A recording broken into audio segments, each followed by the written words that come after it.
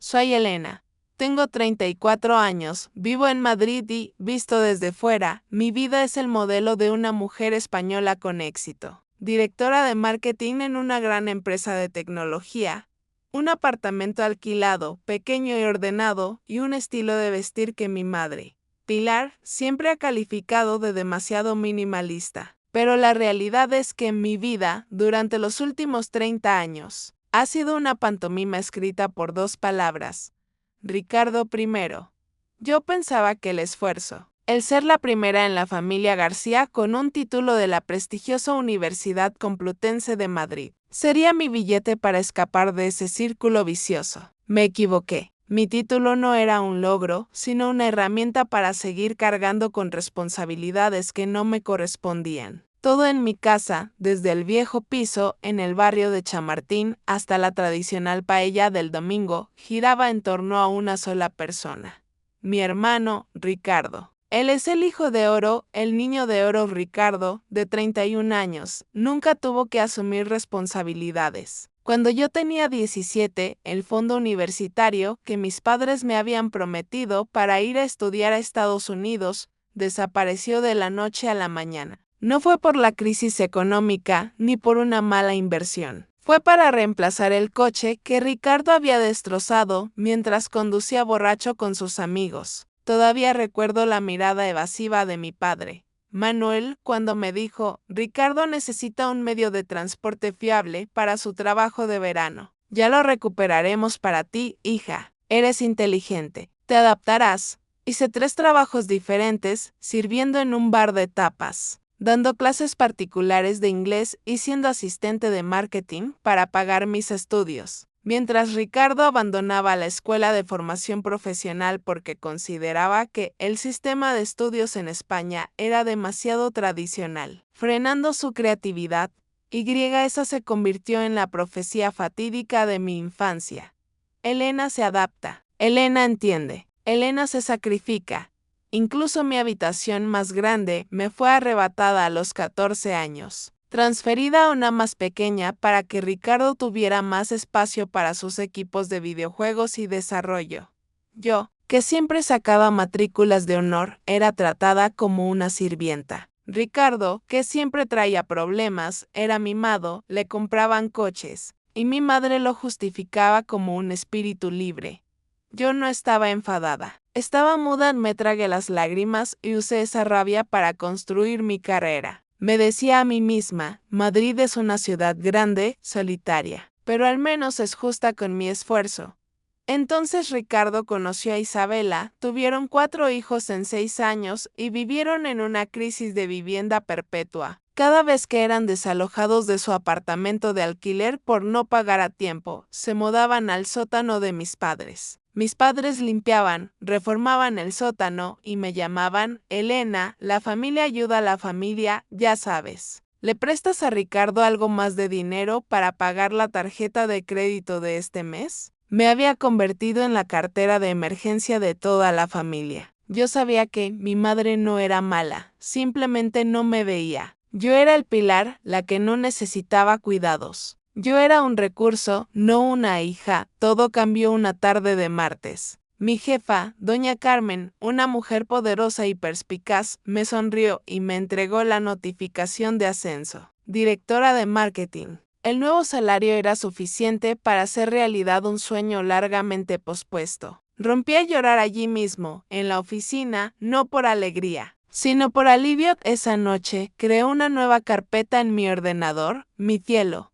No estaba buscando un chalet de 4 habitaciones en el barrio de mis padres. Buscaba un pequeño nido de águila, 2 habitaciones, en un barrio más animado como La Latina, una oficina privada, un balcón con espacio para una maceta de geranio y una taza de café. Un lugar que solo me perteneciera a mí. Pensé que tendría tiempo suficiente para buscar casa, firmar el contrato e informar a mi familia en un hecho consumado. Pero me equivoqué estrepitosamente. El domingo siguiente, en la habitual cena de paella, decidí compartir la buena noticia. Ricardo e Isabela, como de costumbre, llegaron tarde, así que pensé que tendría un momento a solas con mis padres. Tomé una respiración profunda. sintiéndome tan nerviosa como si estuviera presentando ante la junta directiva. Mami, papi, tengo buenas noticias. Me han ascendido y estoy a punto de buscar casa. El rostro de Pilar se iluminó, pero no por mí. Oh, Elena, tiempo perfecto, exclamó casi gritando. ¿De cuántas habitaciones comprarás la casa para tus sobrinos? El sótano se ha quedado demasiado pequeño, tenemos que ser honestos. Su me encogió el estómago. Sentí que me arrastraban de vuelta al lodazal. Mi padre, Manuel, asintió, dejando el periódico. Deberías ver la casa de los Martínez que hay cerca. 4 dormitorios, se puede reformar para 5. Eso le dará espacio a Ricardo e Isabela, y una habitación para cada niño. Me quedé sentada, sin palabras, mientras mis padres seguían dibujando mi casa, mi hogar. Basándose en las necesidades de mi hermano, solo pude susurrar, en realidad, solo estoy pensando en un lugar pequeño, 2 habitaciones. Para mí, Pilar se rió a carcajadas. Una risa llena de arrogancia y desprecio por mis necesidades. Elena, no seas ingenua. ¿Por qué ibas a desperdiciar dinero en espacio vacío? La familia tiene que estar unida. La puerta principal se cerró de golpe. Ricardo, Isabela y los 4 niños ruidosos invadieron la casa. Pilar arrastró a Ricardo, con orgullo. Ricardo, Elena tiene una noticia fantástica que nos puede ayudar a todos.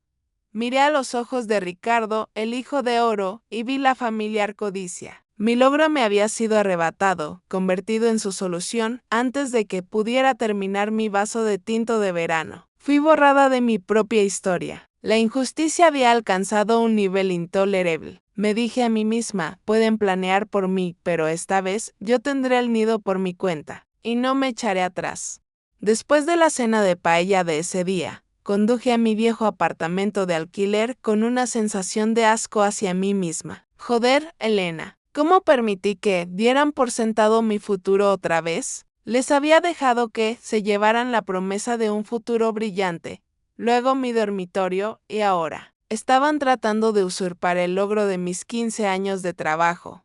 Esa noche, me senté en el sofá y la soledad en Madrid nunca se había sentido tan pesada. Me di cuenta, el sacrificio silencioso había terminado. No podía seguir siendo la que se adapta para siempre. Empecé a buscar casa frenéticamente, pero no en el elegante barrio de Chamartín, donde viven mi madre y los Martínez. Me dirigí al barrio de La Latina, con sus callejuelas estrechas, sus bares de tapas antiguos y una sensación de romanticismo y libertad que siempre había anhelado. Necesitaba un lugar donde, si quería comerme unos churros a las 3 de la mañana, pudiera salir a caminar sin que nadie me juzgara. Ese fin de semana conocí a Teresa. Ella era una agente inmobiliaria recomendada por una compañera, una mujer de unos 40 años, pelo negro recogido, que hablaba rápido como si no tuviera tiempo para tonterías. Y eso era exactamente lo que necesitaba. Estaba harta de las preguntas indirectas y las miradas de juicio sobre por qué una mujer soltera no compraba una casa más grande. Quiero un piso pequeño, Teresa, le dije. Un lugar tranquilo, bajo mantenimiento. 2 habitaciones son suficientes, una para mí, una para mi oficina. Quiero un pequeño balcón para plantar geranios y romero. No necesito espacio para niños. No necesito espacio para invitados. Solo yo. Teresa se limitó a sentir y tomar notas. No preguntó, ¿y qué pasa si te casas? Solo miró el mapa. Bien. Esta zona tiene pisos pequeños, tradicionales. Empecemos aquí.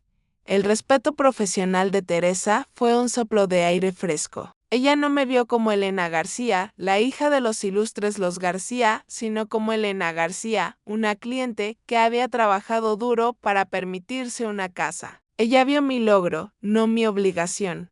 Vimos 4 apartamentos. Uno era demasiado ruidoso por estar cerca de la autovía. Otro tenía una cocina que parecía no haber sido reformada desde la dictadura. Luego, nos detuvimos en el 5., era un pequeño piso en el 3er piso, sin ascensor, pero tenía una belleza clásica y sobria. Aunque estaba en La Latina, se encontraba en una calle tranquila, con un pequeño balcón lleno de sol.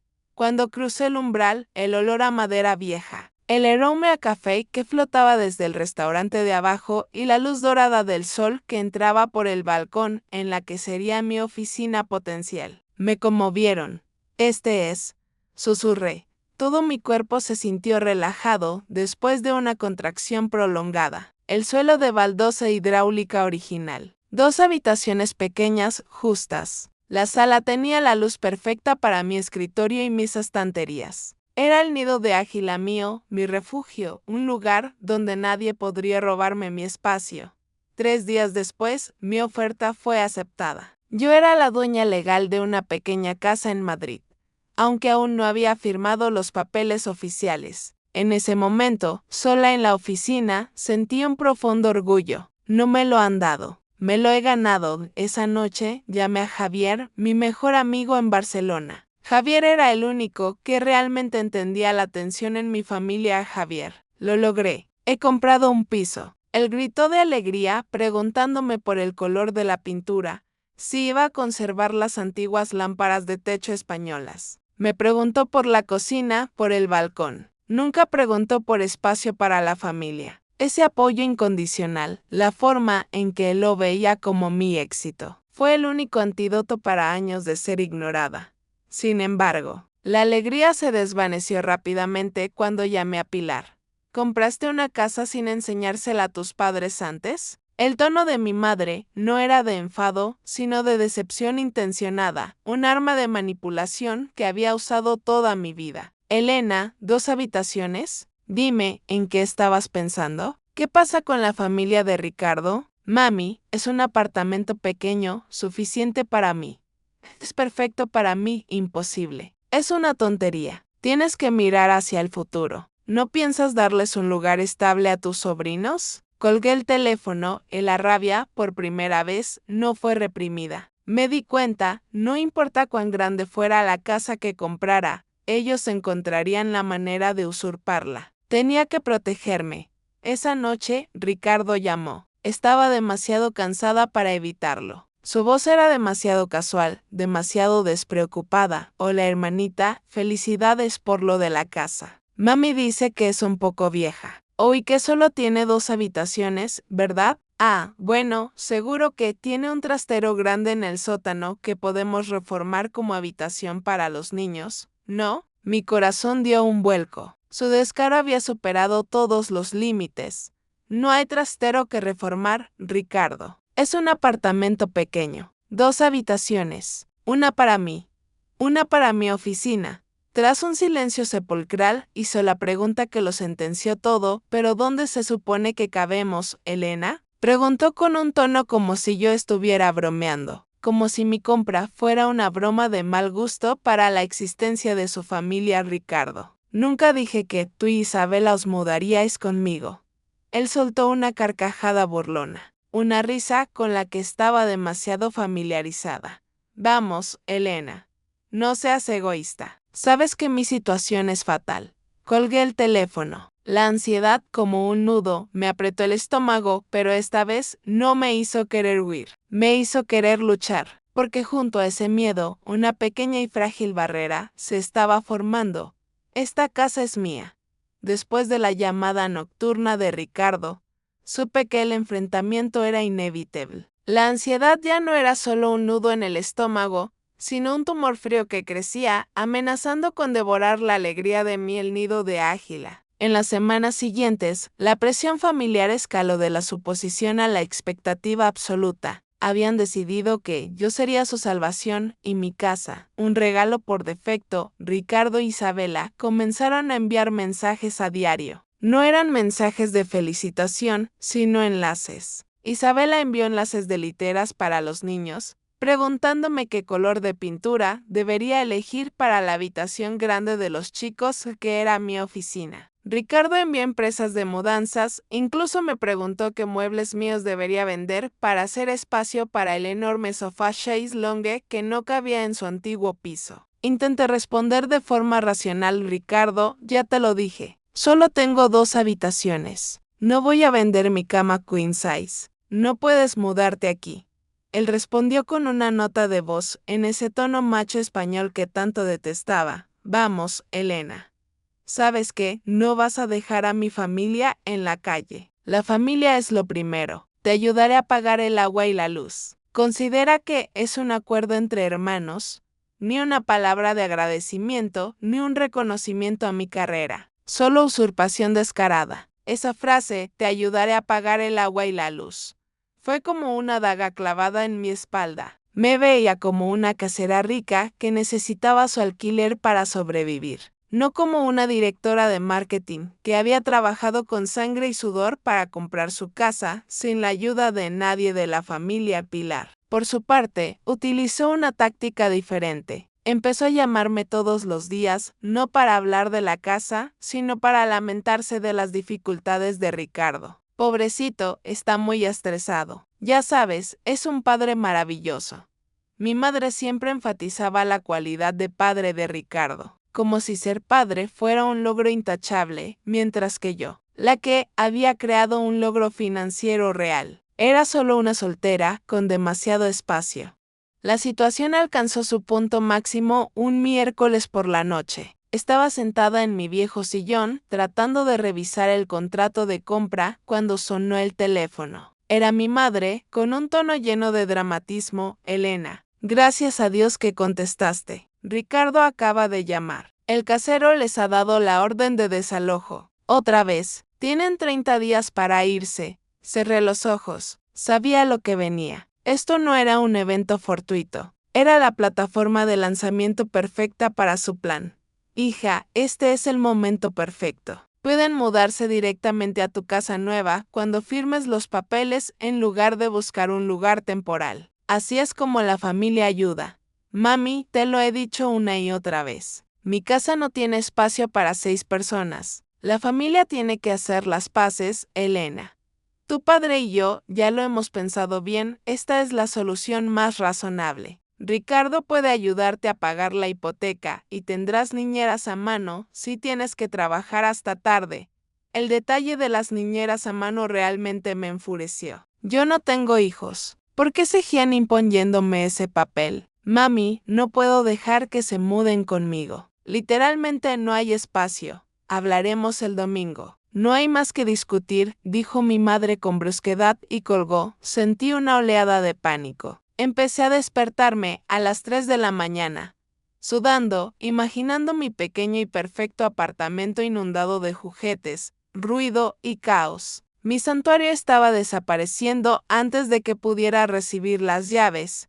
En la empresa, mi rendimiento comenzó a disminuir. Doña Carmen, mi jefa, se dio cuenta durante nuestra reunión semanal. Elena, pareces distraída. ¿Va todo bien con la compra de la casa? Iba a responder con una réplica profesional, pero en cambio, para mi propio horror, rompí a llorar. Entre sollozos, toda la historia del sacrificio silencioso, Ricardo, Pilar, el nido, se derramó. Doña Carmen escuchó en silencio, ofreciéndome una caja de pañuelos. Cuando finalmente me calmé, hizo una pregunta que me detuvo por completo. Este fue el giro psicológico que no esperaba de una persona ajena a la familia. Elena, dijo, con voz tranquila pero firme, si una amiga cercana tuya estuviera en esta situación, ¿qué le dirías? Me quedé en silencio. ¿Qué le diría? Le diría que merece disfrutar la casa por la que tanto trabajó, susurré. Entonces, ¿por qué no te dices lo mismo a ti misma? Esa pregunta me acompañó a casa. Resonaba en mi cabeza. ¿Por qué no te dices lo mismo? Esa noche, el timbre de mi apartamento de alquiler sonó. Ricardo estaba allí con una cinta métrica y una vieja libreta. Pensé en venir a tomar algunas medidas para mis muebles, dijo, entrando directamente en el apartamento sin invitación. Este es un comportamiento común en muchas familias españolas, la desaparición de los límites personales, pero me hizo sentir terriblemente invadida.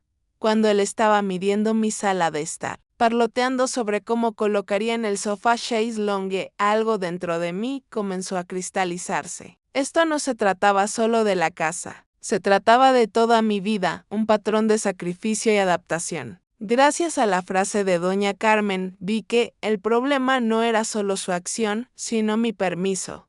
Estaba lista para el domingo. Esta vez no me adaptaría. La verdad es que estaba demasiado asustada para decir no categóricamente en la siguiente cena del domingo. Después de la conversación con Ricardo y la dramática llamada de mi madre, me sentía al borde del abismo. La idea de mi el nido de Águila siendo despojado antes de que pudiera colgar el primer cuadro me asfixiaba. Consideré fingir una enfermedad, inventar un viaje de negocios repentino a Valencia. Pero Pilar, mi madre, me había implantado un chip de responsabilidad desde niña, y siempre se activaba cada vez que intentaba cuidarme a mí misma. Elena se adapta, seguía resonando en mi cabeza. Llegué a casa de mis padres solo para descubrir que no solo estaba mi familia nuclear. Tía Luisa y tío Felipe, personas influyentes en el barrio, en la parroquia, también estaban presentes. Supe de inmediato que era una quembasin emocional sondeo emocional. Mi madre, Pilar, había organizado una actuación. Mientras nos reuníamos alrededor de la mesa, mi padre, Manuel, se aclaró la garganta con el tono que usaba para dar anuncios indiscutibles. Antes de que comamos el cocido madrileño guiso tradicional, tenemos una buena noticia que compartir.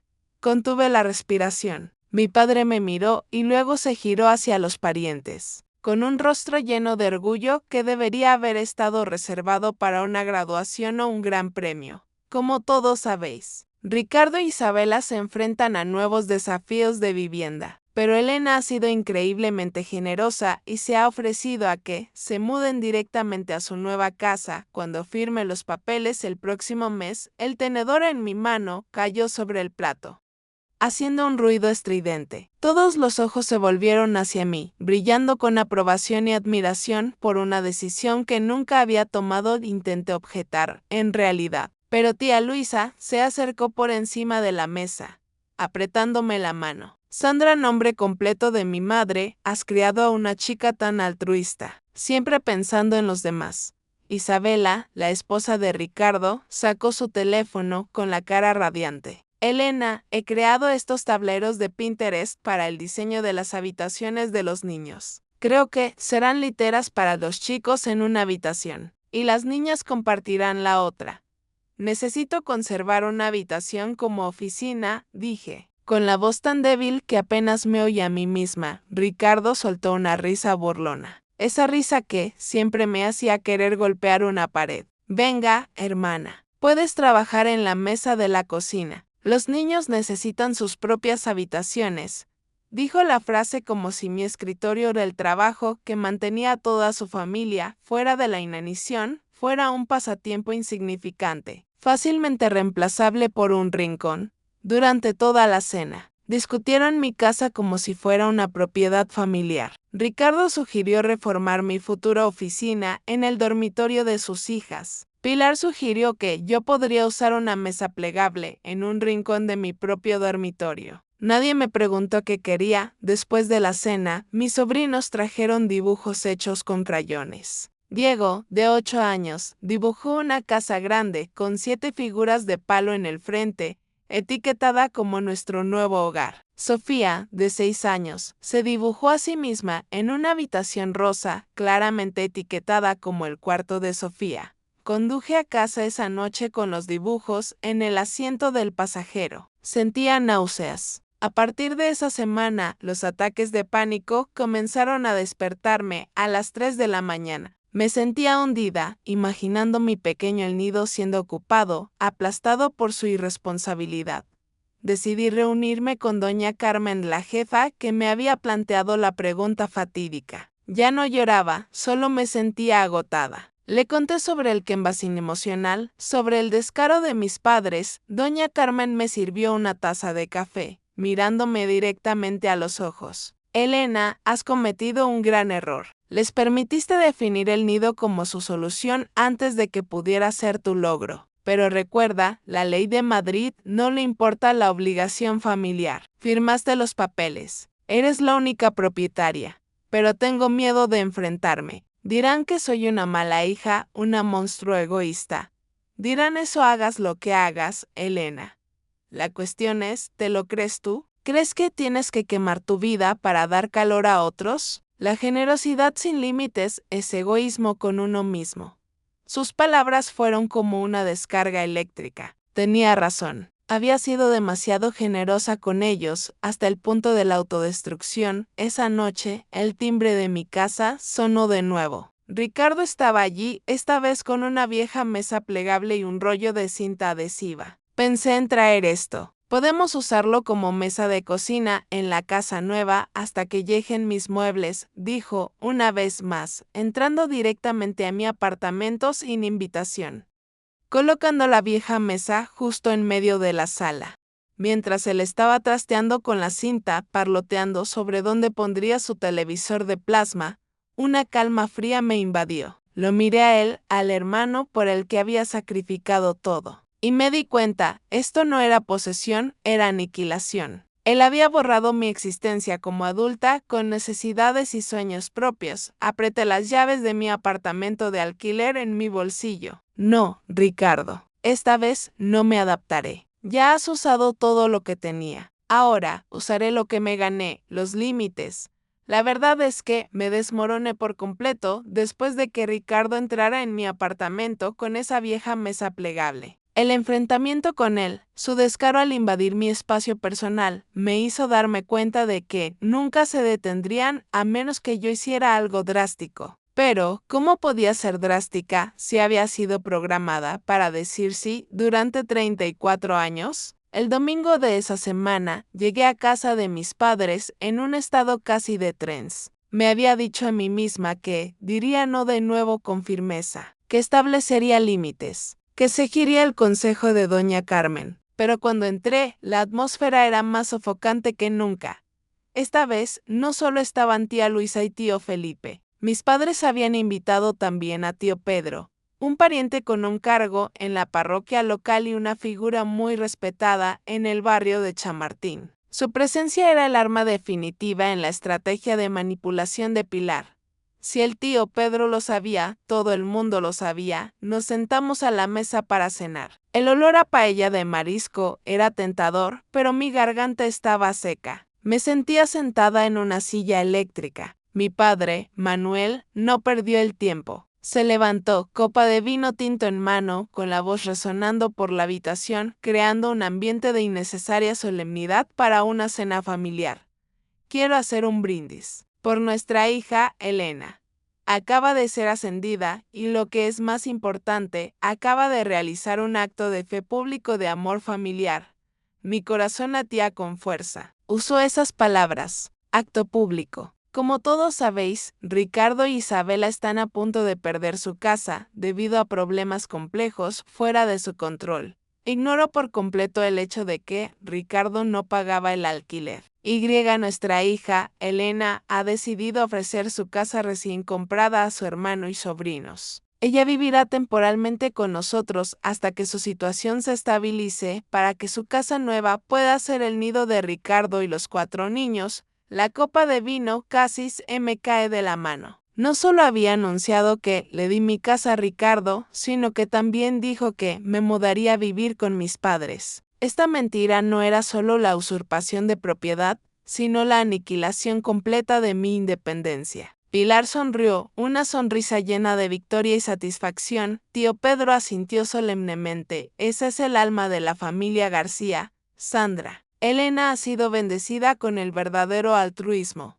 No podía decir nada. Estaba sufriendo tal humillación pública que apenas podía respirar. Mi voz estaba ahogada. Solo pude susurrar, no es verdad, pero se ahogó entre los aplausos de todos. Isabela aprovechó inmediatamente la oportunidad. Sacó su iPad sin consultarme y proyectó una presentación sobre diseño de interiores. Esta es la habitación Mester. He elegido blancos y azules pastel para un toque mediterráneo. Elena, ¿podrías ayudarme a elegir las cortinas? No me mudo a vivir con mis padres. Finalmente logré articular con la voz temblorosa. El apartamento solo tiene 2 habitaciones. Yo viviré allí. Necesito mi oficina. Ricardo se rió, esa risa arrogante. Estás bromeando, Elena.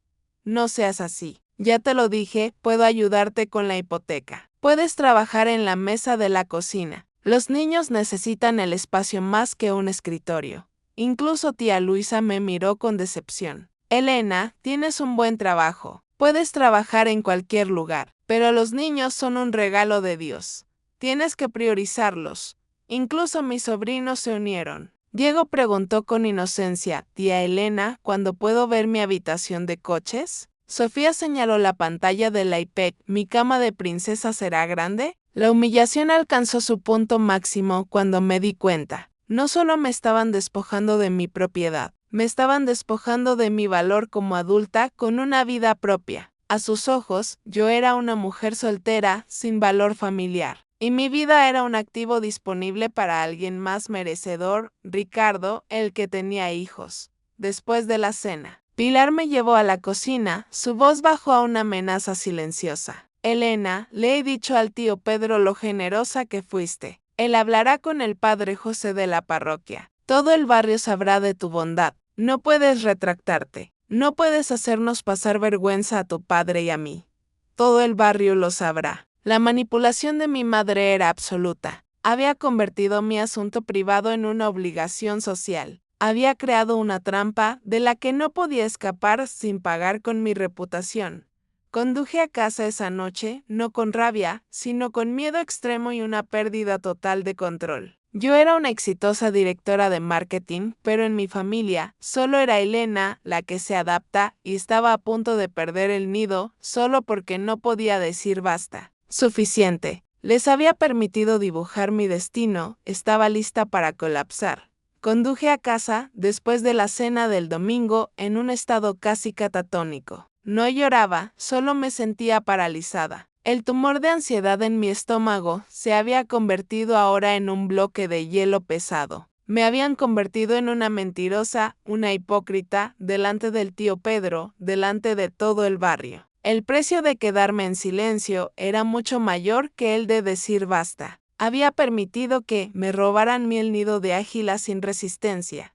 Cuando llegué a mi apartamento de alquiler, encontré una nota pegada en la puerta. Era un dibujo a crayón. Diego, mi sobrino de 8 años, lo había dibujado. Era una casa grande y chillona de color amarillo, con un coche rojo estacionado fuera y 7 figuras de palo en el porche. En la parte inferior estaba etiquetado con letra garabateada, nuestro nuevo hogar. Gracias, tía Elena, admiré el dibujo. La inocencia de Diego, la forma en que creía en la mentira de sus padres, rompió mi parálisis. Esto ya no era sobre dinero o una casa. Se trataba de destruir la confianza de unos niños. O peor aún, de enseñarles que la irresponsabilidad sería recompensada con el sacrificio de otro. Esa noche no dormí. De nuevo me encontré luchando contra los ataques de pánico a las 3 de la mañana. Veía las literas de Ricardo invadiendo la soleada habitación de mi oficina. Veía el enorme sofá chaise longue de Isabela llenando mi pequeña sala de estar. Mi santuario se había transformado en un caos familiar. A la mañana siguiente, llamé a doña Carmen y pedí verla de inmediato. Ella vio el agotamiento en mi rostro. Han dicho que me mudaré a vivir con mis padres para ceder la casa a Ricardo, dije con la voz seca. Lo han hecho público. ¿Qué hago? Doña Carmen dejó su taza de café. Tienes 2 opciones, Elena. Una, puedes retirarte en silencio, aceptar el papel de heroína caritativa ante el barrio y vivir la vida que te han trazado. Viviendo con tus padres, sacrificando el nido y esperando la próxima crisis de Ricardo. O 2, puedes enfrentar esta tormenta y recuperar tu vida. Pero me odiarán, me llamarán monstruo. Entonces, que te llamen monstruo, Elena. Un monstruo que ha construido una carrera, tiene una casa propia y sabe cómo establecer límites. Lo peor no es que te odien, sino que te odies a ti misma por haber permitido que te destruyan una y otra vez. No tienes que encenderte para mantenerlos calientes. Esa frase suya, no tienes que encenderte, tocó una verdad desnuda. Había vivido como una vela durante 34 años, derritiéndome lentamente solo para iluminar a el hijo de oro. Sentí que una rabia fría reemplazaba mi ansiedad. Esa rabia no era ruidosa, era pétrea. Era la rabia de alguien que había sido engañada durante demasiado tiempo, alguien que había decidido que no podía permitir que sucediera de nuevo. Estaba decidida. Me enfrentaría a ellos.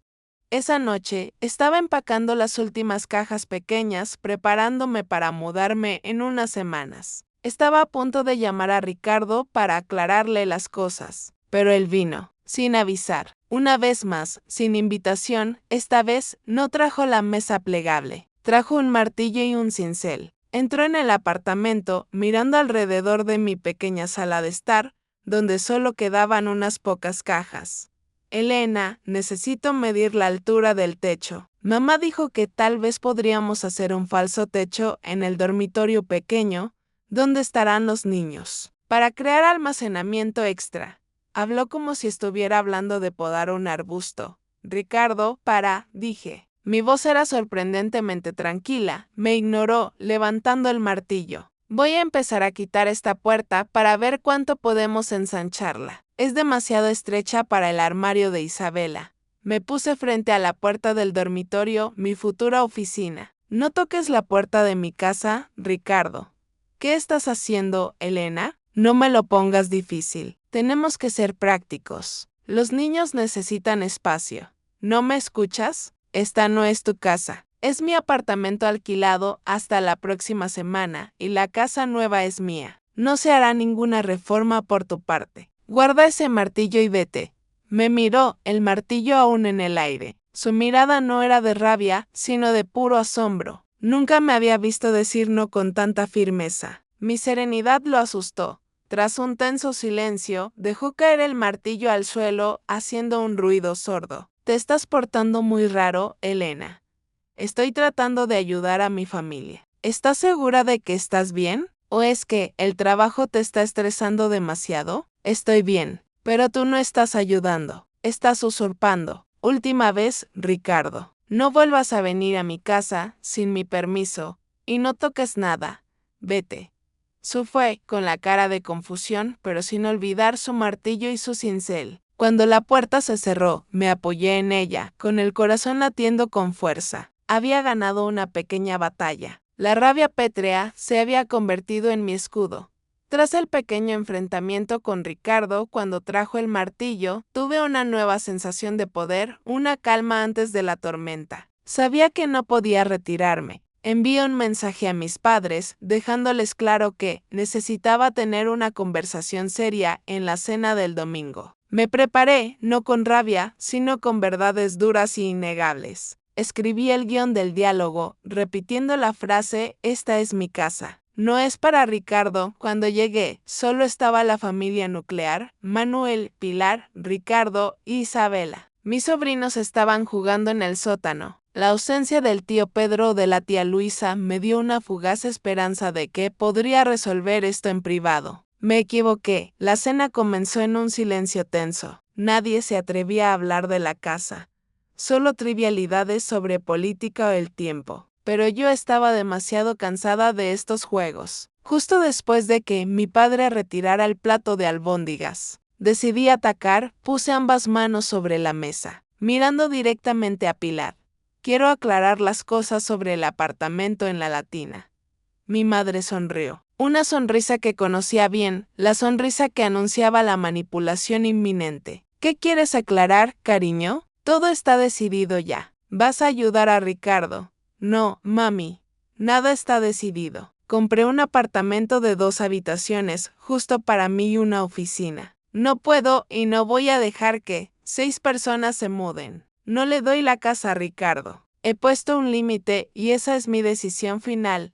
El silencio que siguió fue espantoso. Ricardo fue el primero en reaccionar. Soltó una carcajada burlona que resonó. Dios mío, Elena, siempre sabes cómo bromear en el peor momento. No seas egoísta. Tú fuiste quien prometió a mamá que siempre cuidarías de la familia.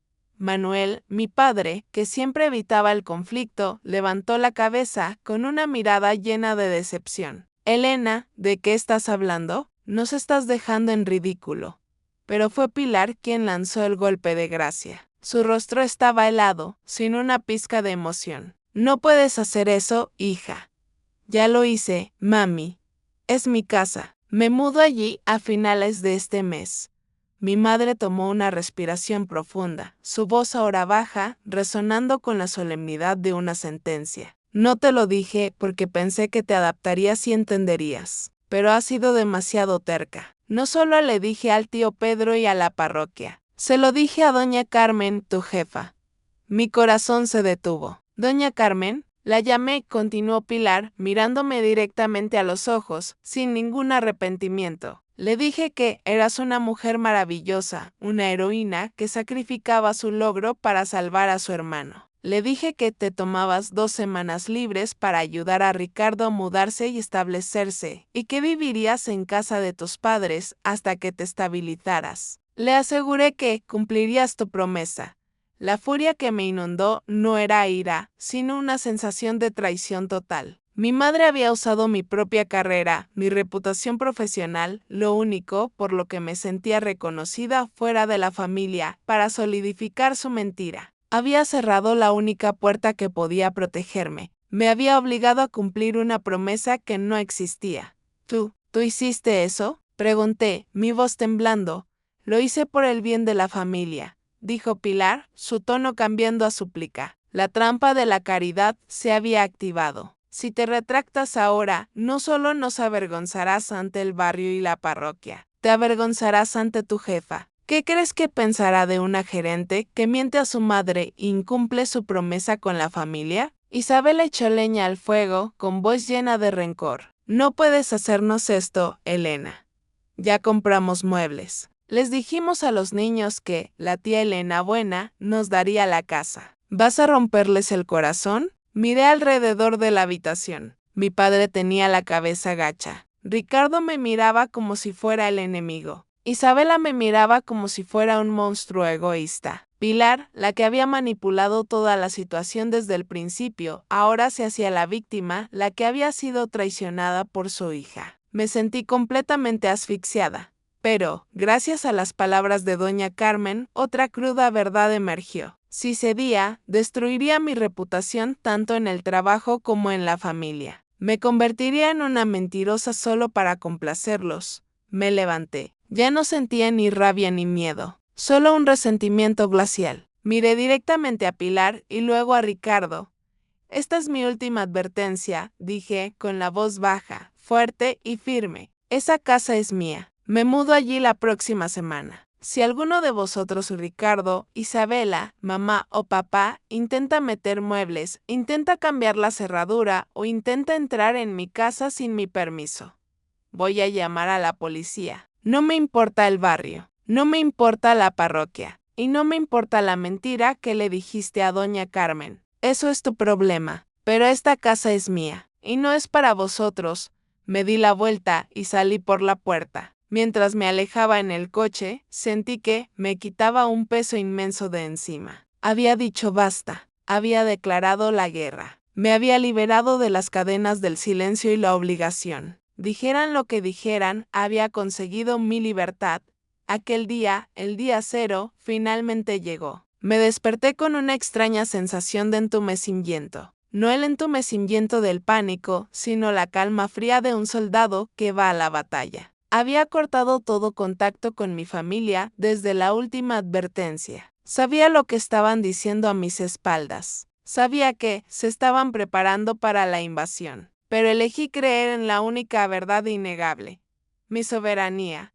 Me puse un traje de negocios impecable, no porque necesitara impresionar al notario, sino porque necesitaba una armadura mental. Necesitaba sentirme como Elena García, directora de marketing, y no como Elena, la que se adapta. Me encontré con Teresa, la agente inmobiliaria, en la notaría. Ella sonrió, una sonrisa rara y genuina. Felicidades, Elena. Lo has hecho muy bien. Tu piso es muy especial. Es un nido perfecto. Lo dijo de forma tan natural que no sabía que estaba nombrando el secreto de mi casa.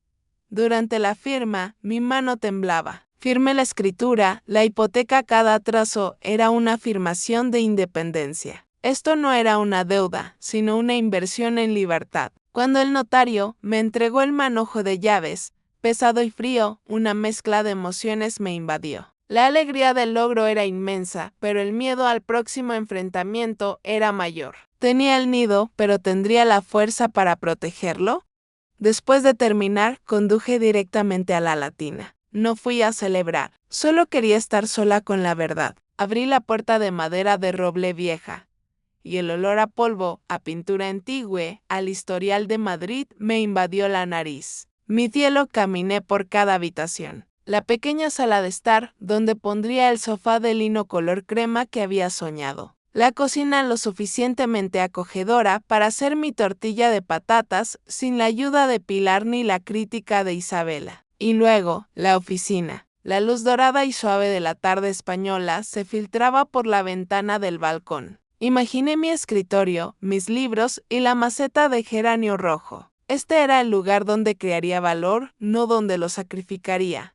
Esa noche traje un saco de dormir, una botella de vino tinto y una sola copa. Me acosté en el frío suelo de madera de la sala. Sin electricidad, sin muebles, solo con un silencio absoluto, miré al techo y por primera vez en años sentí paz. Era una paz frágil, pero era mía. No era una paz que había logrado cediendo. Era una paz que había comprado con sudor y lágrimas. Recordé las palabras de Pilar, le dije a doña Carmen que te mudarías a vivir con tus padres. Recordé la mirada de codicia de Ricardo. Recordé la mentira de mi padre ante los parientes. La furia resurgió, pero esta vez estaba revestida con una nueva capa de acero. Me pregunté, ¿qué es lo peor que puede pasar? Hablarán mal de mí. Me llamarán egoísta. Cortarán el contacto. ¿Y qué? Ya me han quitado casi todo lo que tengo. Si cedo esta casa, se llevarán mi alma. Levanté el teléfono. Llamé a Javier, mi amigo en Barcelona. No hablé de la casa, solo de la sensación.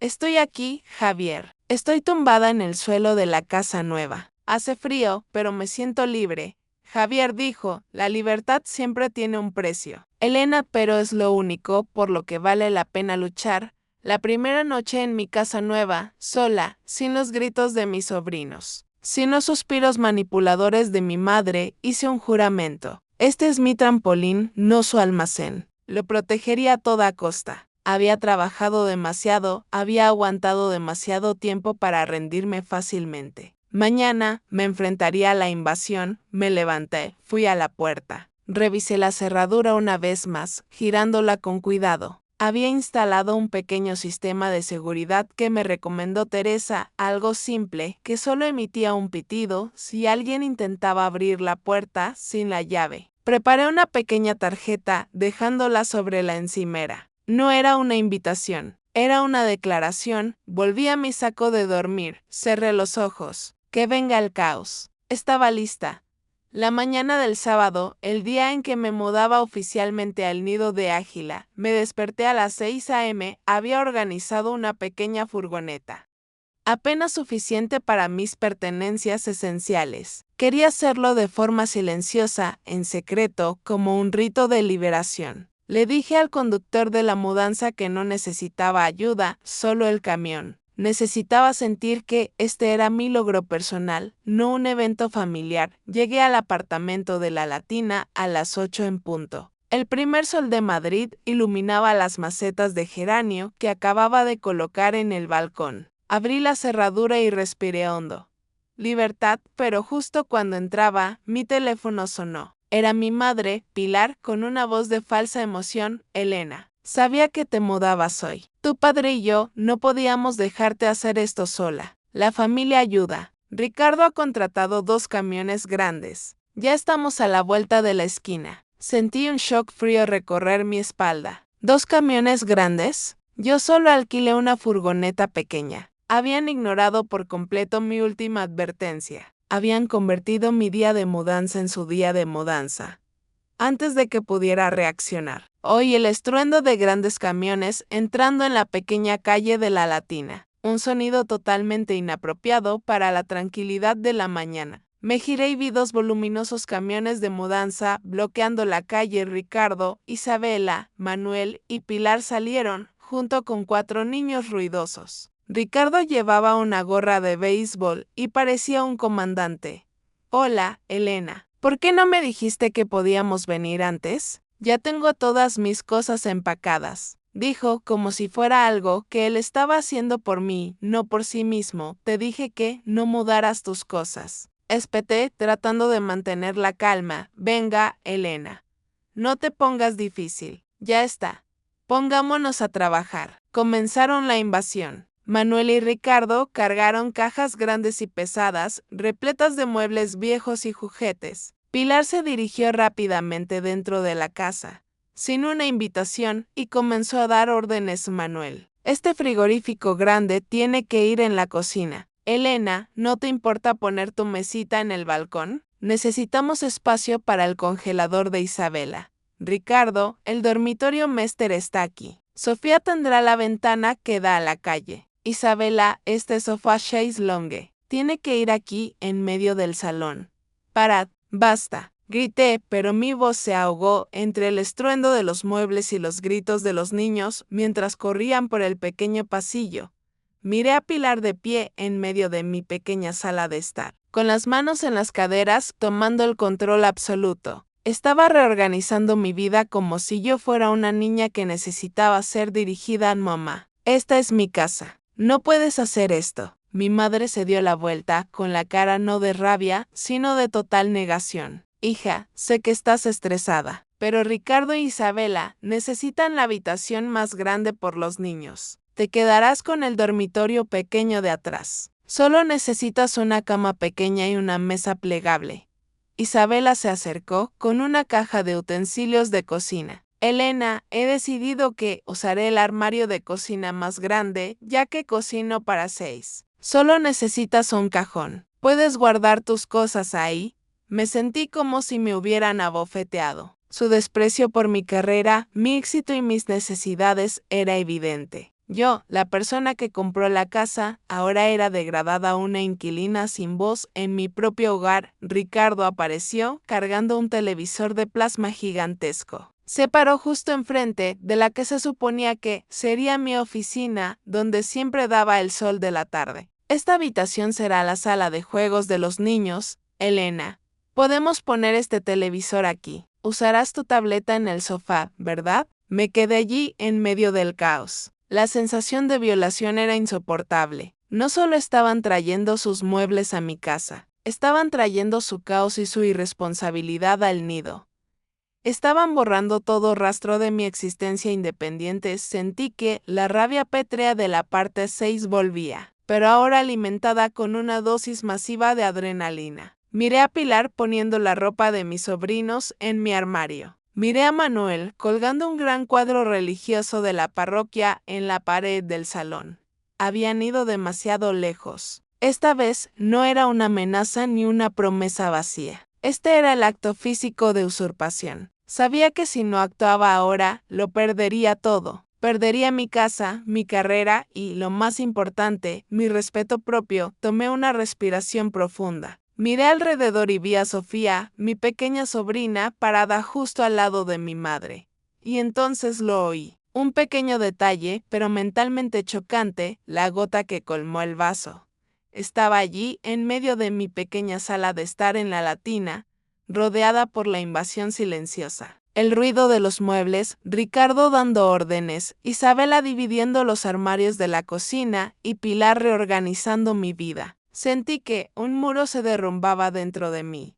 Yo era una directora de marketing exitosa, pero a sus ojos yo era un accesorio. Un activo distribuible para ellos. Me giré y vi a Sofía, mi sobrina de 6 años, parada justo al lado de Pilar. Sostenía una muñeca gastada y me miraba con ojos grandes e inocentes. Ella no entendía la magnitud de esta destrucción.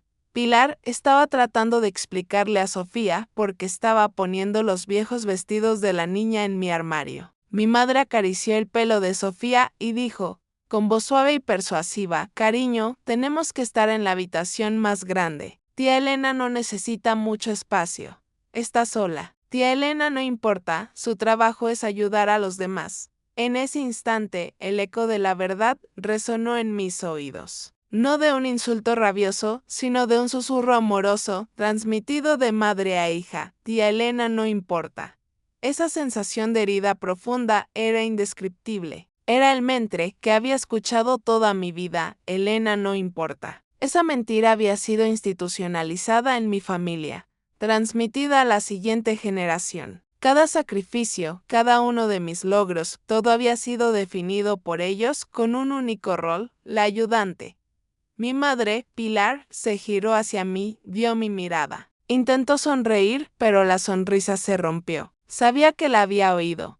En ese instante, una extraña quietud se apoderó de la sala. El ruido de los muebles cesó. El parloteo de los niños se calló. Ya no veía la habitación desordenada. Solo veía a Pilar y a Ricardo, las dos personas que me habían despojado de mi vida. Caminé hacia el centro de la sala, donde el enorme sofá chaise longue de Isabela se alzaba como un monumento. Miré directamente a Pilar. Mi voz era baja, espantosamente tranquila, sin un solo temblor. Tienes razón, mami. Mi trabajo es ayudar, pero no es ayudar a aquellos que intencionadamente han tratado de destruir mi vida. Trabajé 15 años para comprar este nido. Es mío. Ricardo avanzó, su rostro se encendió de rojo por el desafío público. Elena, estás loca. Contraté a los de la mudanza, les dije a los niños, no me importa lo que le dijiste a los niños, Ricardo, o lo que le dijiste al barrio, mami. El panorama general es este, nadie de vosotros vive aquí. Caminé directamente hacia él, señalándolo a él, a Isabela y a Manuel, que intentaba hacerse invisible. Todos vosotros, coged vuestras cosas y marchaos de mi casa, ahora mismo. Pilar dio un paso adelante, su voz se tornó victimista. Elena, no puedes hacerme esto. He sacrificado toda mi vida por ti. No, mami. Has sacrificado toda tu vida por Ricardo. Has sacrificado mi futuro por él. Te llevaste mi dinero para la universidad, te llevaste mi dormitorio, y ahora has usado mi reputación profesional para justificar tu mentira. No voy a permitirlo más. Saqué el teléfono del bolsillo de mi blazer. Tenéis 5 minutos para empezar a sacar vuestras cosas. Si no lo hacéis, voy a llamar a la policía. Soy la propietaria legal. Esto es allanamiento de morada. Ricardo me miró con asombro, que se transformó en pura rabia. Gritó, no puedes hacer eso. No te atrevas. Somos familia. La familia no hace estas cosas, Ricardo. La familia no se roba. No os quedáis. Marqué el número de emergencias. Pilar, al verme completamente seria, recurrió a la táctica final, la manipulación emocional extrema. Se acercó, agarró mi brazo y las lágrimas comenzaron a caer. Elena, por favor, no puedo soportar esta humillación. Haré lo que quieras. Le diré al barrio que fue mi culpa. Simplemente no llames a la policía. Vas a arruinar a esta familia. Miré a Pilar, su rostro arrugado por las lágrimas y la desesperación. Pero no sentí nada más que liberación. El daño se hizo hace mucho tiempo, mami. Tú arruinaste a esta familia, mami. Yo solo estoy salvando mi vida. Fuera de aquí. Justo después de que dije firmemente no os quedáis y amenacé con llamar a la policía. Una atmósfera de caos y frenesí estalló en mi pequeño el nido de águila. Pilar seguía llorando, agarrando mi brazo. Elena, no puedes hacerme esto. Me vas a provocar un ataque al corazón. Piensa en tu padre. Manuel, finalmente forzado a hablar, su voz era débil y llena de reproche. Hija, nos estás arruinando. ¿No ves lo que sufre Ricardo? Puedes trabajar en cualquier sitio. Eres soltera. Me zafé de mi madre, mi calma fría e inalterable. Sabía que este era el acto final de su drama manipulador. Tuvisteis muchos años para pensar en mí. Ahora estoy pensando en mí misma. No soy un sofá o un frigorífico que tú y Ricardo podéis mover a vuestro antojo. Ricardo fue el más explosivo. Tiró la caja que sostenía al suelo. Eres egoísta. Yo soy tu familia. Soy tu hermano. Prefieres dejarnos en la calle antes que darnos una habitación. Eres un monstruo. Mamá tiene razón, no importas tanto como nosotros. No tienes hijos. No tienes valor real. Esa frase, no tienes valor real, fue el gancho final. No me dolió. Me liberó, me giré hacia Ricardo y comencé el recuento de deudas, el ajuste de cuentas. Mi voz no era alta, pero cada palabra era afilada como un cuchillo. ¿Me llamas egoísta? Hablemos de valor, Ricardo. A los 17 años, mi fondo universitario fue tomado para comprarte un coche después de que condujeras borracho. ¿Hablas de sacrificio? Yo trabajé 3 turnos para pagar mis estudios, mientras tú abandonaste la escuela porque no te sentías inspirado. Mamá dice que me adapte. Me adapté pagando silenciosamente tu alquiler 3 veces en los últimos 5 años. ¿Dices que no tengo valor? ¿Quién pagó el viaje de luna de miel de Isabela y tú en Tenerife? ¿Quién pagó la urgencia de Sofía cuando se cayó en el parque el año pasado porque no tenía seguro? Yo. Señalé a Pilar, que se quedó petrificada. Mamá. ¿Cuándo tuve apendicitis aguda a los 25 años? ¿Quién estuvo a mi lado en el hospital? Nadie. Estabas en Granada ayudando a Ricardo a reformar su último piso de alquiler. ¿Me llamas altruista? Eres mi fuente de ingresos ilimitada, mami. Y ahí, la fuente se ha secado. Isabel atacó de inmediato. Se abalanzó sobre mí con la cara llena de odio. Cambiaste la cerradura. ¿Cómo lo hiciste? Robaste la llave de Ricardo. Ricardo había hecho una copia de mi llave de alquiler la semana anterior.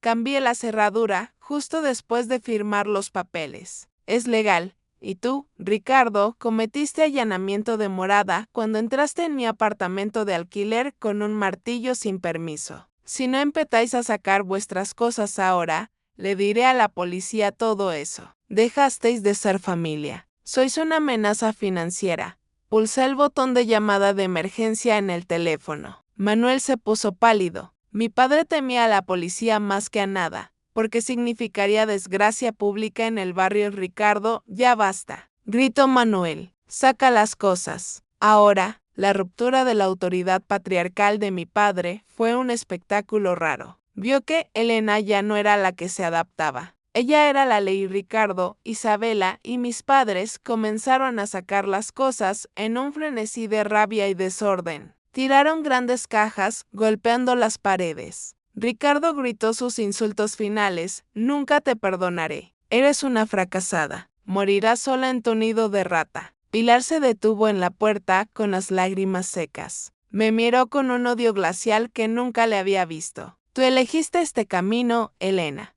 Cortaste a la familia. Tendrás que vivir con ello. No respondí. Simplemente los vi subir las últimas cajas al camión. Cuando el segundo camión aceleró y desapareció por la pequeña calle de la Latina, cerré la puerta de golpe. Me quedé allí en medio del apartamento desordenado, sola con sus cajas y el silencio repentino. Sentí una dulce satisfacción. Pagué un precio emocional terrible, pero había recuperado la soberanía sobre mi vida y mi casa. El recuento de deudas estaba completo, cuando el camión lleno de las pertenencias de Ricardo e Isabela se alejó estruendosamente de la pequeña calle de la Latina. Llevándose consigo el caos y la manipulación, cerré la puerta de roble. No la cerré con prisa. La cerré con reverencia, con finalidad. Me quedé allí, apoyada en ella, y sentí un vacío absoluto. Pero no era un vacío de dolor, era un vacío de liberación. Había ganado. Había protegido el nido de Águila. Sin embargo, sabía que la batalla no había terminado. Anticipé el tsunami social que se avecinaba. Mi teléfono comenzó a vibrar incesantemente, mensajes llenos de maldiciones de Pilar, reproches de Manuel y moralinas de tía Luisa. Elena, la sangre es la sangre. Has cometido un error terrible. Apagué el teléfono. Ya no les debía ninguna explicación. Lo primero que hice a la mañana siguiente fue llamar a doña Carmen. Este era el último límite crucial. Doña Carmen, dije, mi voz tranquila, lamento que mi madre la haya llamado y le haya mentido diciendo que cedería mi casa a Ricardo. Lo hizo para manipularme. Doña Carmen se quedó en silencio un momento. Me había preparado para ser degradada, aislada o, peor aún, despedida. Pero su reacción fue el giro final, un detalle transformador que nunca olvidaría. Elena, ¿qué clase de persona cree que soy? He trabajado en este sector durante 30 años. Sé más que un poco sobre la manipulación familiar en España. Continuó, su voz fuerte y alentadora. Cuando tu madre me llamó, supe inmediatamente lo que estaba haciendo. No le creí ni una palabra. Solo le dije sí, gracias para que colgara. Le mentí a ella, Elena, para protegerte a ti. Eres mi directora. Eres la persona más trabajadora que he tenido. No quería que la culpa te distrajera. Ella te necesita más de lo que tú la necesitas a ella. Las lágrimas brotaron, pero esta vez eran lágrimas de gratitud. La pequeña mentira de doña Carmen había protegido mi honor profesional. Me había dado el escudo que necesitaba para luchar. Ella, una extraña, había creído en mí más que mi propia familia. Gracias, doña Carmen. Gracias por verme a mí, no a mis obligaciones. Ahora, ve a ordenar tu casa, Elena. Y no te olvides de plantar geranios en el balcón. Quiero ver una foto. Después de esa llamada, sentí una serenidad inédita. Pasé el día limpiando las huellas de la invasión silenciosa. Tiré la vieja mesa plegable de Ricardo. Pinté una pequeña pared de un amarillo cálido. El color de la esperanza. Llamé a Javier, lo hice, Javier. Dije basta.